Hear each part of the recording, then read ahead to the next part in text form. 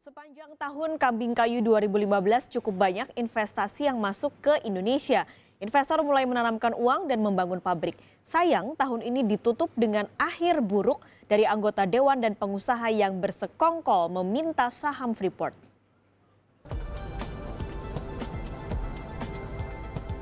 Samsung, satu dari sekian investor yang akhirnya tunduk pada aturan pemerintah dan mendirikan pabrik mereka di kawasan industri Jababeka, Cikarang, Jawa Barat. Investasi Samsung di pabrik senilai 300 miliar rupiah lebih ini memunculkan telepon seluler Samsung buatan Indonesia. Selain Samsung, Asus dan Lenovo juga ikut mengaktifkan pabrik mereka di Indonesia mulai November lalu. Pabrik Lenovo di Serang, Banten juga melahirkan dua tipe telepon seluler buatan Indonesia, Lenovo A6010 dan A2010. Di bidang transportasi, dua investor Tiongkok dan Jepang berebut proyek kereta cepat Jakarta-Bandung. Akhirnya proyek investasi senilai 80 triliun rupiah lebih ini dimenangkan oleh perusahaan China Railway Construction dari Tiongkok. Sepanjang tahun 2015, para menteri Presiden Jokowi memang jor-joran memberi insentif agar mengundang investor asing masuk. Misalnya, melonggarkan pajak bagi investasi baru yang bernilai 500 miliar sampai 1 triliun rupiah.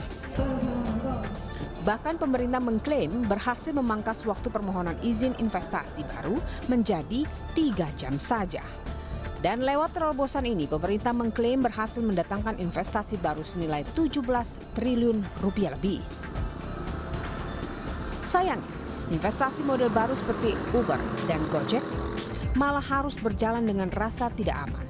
Menteri Perhubungan sempat melarang Gojek beroperasi karena motor dianggap tidak memenuhi syarat sebagai angkutan umum. Sementara Uber, perusahaan teknologi harus dikejar-kejar polisi karena dianggap ilegal.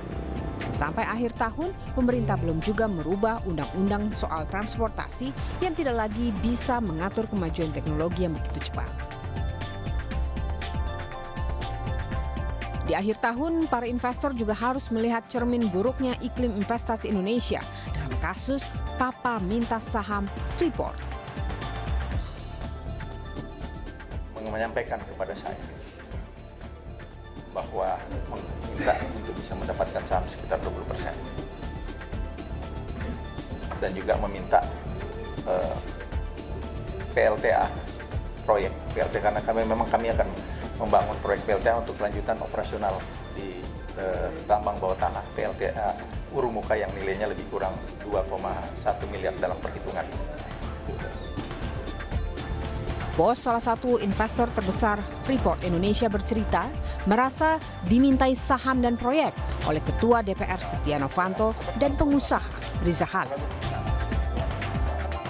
Inilah wajah investasi Indonesia yang ternyata masih banyak dinodai oleh para koruptor.